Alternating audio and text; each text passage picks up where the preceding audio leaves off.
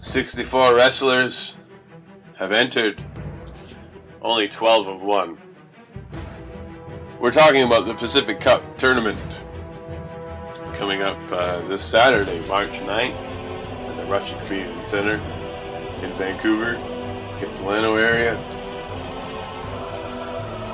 We're looking to do a review, and I have a very special guest here with me who has wrestled 6 out of the 8 competitors, so he knows what he's talking about. We got Danny Deeds here. It's exciting, wrestling fans. It's Pacific Cup season, my favorite time of year. Oh, we get all excited down here in the Pacific Northwest. I'm out in Abbotsford myself, but we are geared up. I'm making that trip in, and I'm very excited about this year's Pacific Cup. I've already described in conversation with Mr. LeBay that the initial bracket, just for the first round alone, is such a main event lineup. And those 4 matches that we're going to break down here for you are going to be the reason that you need to come out to Vancouver. And it's so unpredictable. It's really exciting, and I appreciate being invited here to talk about that with you today. Each of those matches should be main eventing a show. He's not lying. Every opening round match should main event some show, but you get it all in the first round. And then you're guaranteed, there's 4 matches and you're guaranteed 3 more after that. Plus tag team gauntlet shenanigans that are going to happen after. It's going to be great. You know, it's and that, you know, that too, you're going to see some great tag team talent. On a side note, that is going to be a great opportunity to watch some tag wrestling. I'm a big fan of that. But first off, speaking of tag wrestling, hit me with the opening brackets. The tag team of the Stallions, Artemis Spencer and Tony Baroni, for the first time since becoming a team, are going to be going one-on-one in the first round. And oh my goodness. You know, that's it's going to tear at my heartstrings a little bit. You know, in addition to being a big fan of both gentlemen, you know, there's a little bit of a stallion in all of us, and it breaks my heart a little bit that these two are going to have to collide, and I don't know what to do. I don't know whose side to pick. I love a good Baroni sandwich, but I love the charismatic Artemis Spencer and the flawless skill he brings to the game. Yeah, it's going to be a very interesting lockup between those guys. It's good grief. You just have to look at the resume.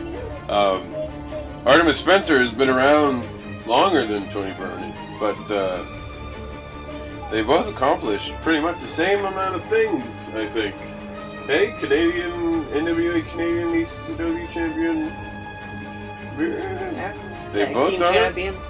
The only thing that's different, though, I must say, Mr. Deeds, is that one of them has won a Pacific Cup and the other one has not.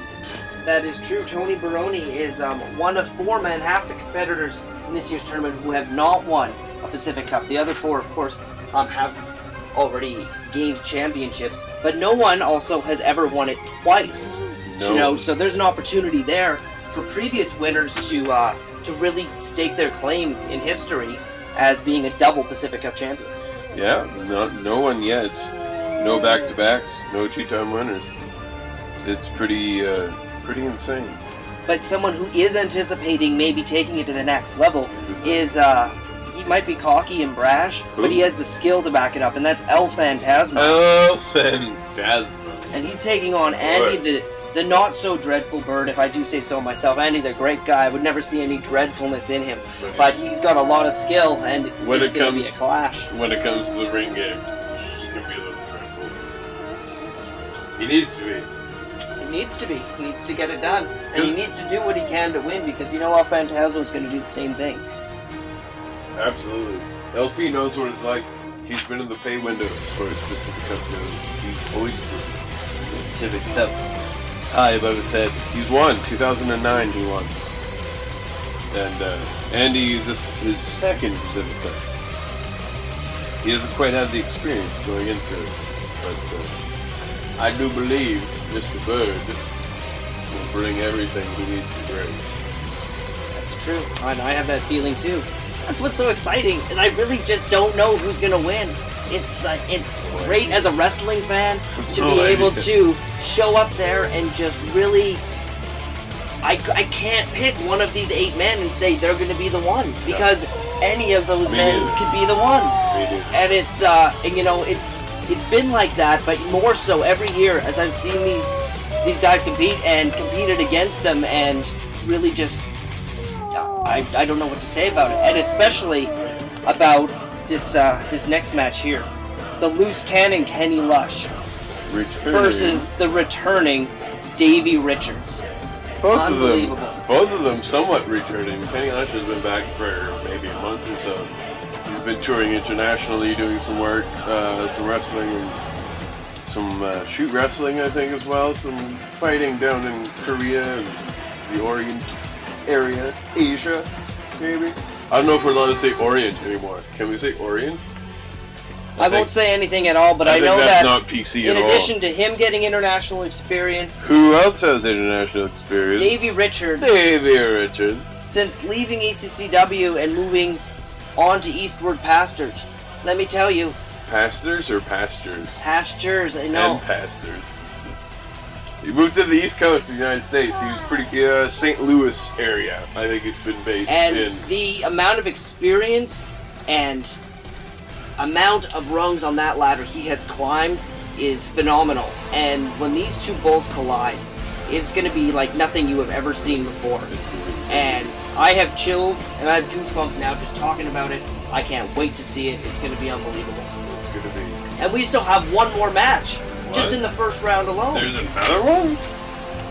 There's always another one. Oh! There's always a returning champion. There's always a returning champion. A returning champion. We have a man here who has the opportunity to not only be the first man to win 2 Pacific Cups, but also the first man to win 2 consecutive Pacific Cups. We have the big man Bishop, who actually won a Pacific Cup last year on a broken ankle. He had a broken ankle when he went into the finals. And he won. And he also won the NWA Canadian title at the same time by beating Artur Spencer in the finals. We have Bishop versus Tornado Tony Kozina. And that's going to be great. Kozina coming back in action. He is the only one in the tournament who was in the original Pacific Cup tournament. He was the only one. I have the poster on my wall. Yeah, he's on it. And he's been in 4 Pacific Cups. And you know, the last time he competed in the Pacific Cup was 5 years ago, and it's going to be great to see what's going to happen here. This is going to give me chills. It's a blend of new school and old school and right now school, and they're going to collide. And Bish has been on an unbelievable. He's been an unbelievable wrecking machine for the last better part of 2 years, being the NWA Canadian champion for a majority of that, and winning the Pacific Cup last year. Kozina's going to come back as a house of fire, and, you know, much like Lush and Richard, these are 2 bulls colliding. This is just going to be a phenomenal first round for any wrestling fan who wants to come out, and any new wrestling fan. If you haven't seen wrestling before and you're new to this, you need to come out and experience a night like the Pacific Cup tournament this Saturday night, March 9th, in Kitsilano. I appreciate being here. I'm going to let you close this off, Mr. LeBay. Alright, there we have it. Pacific Cup 2013.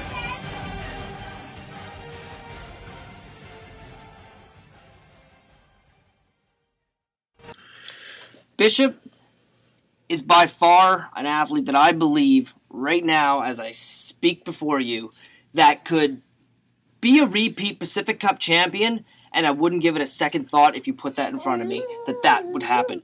He has been on a dominant role in the Pacific Northwest for years, especially the last 2 or 3 years. He has come really far. He's been dominant as the champion for a better part of those 2 years. He was last year's Pacific Cup champion, and if anyone's going to repeat as champion in a dominant fashion, it's going to be Bish.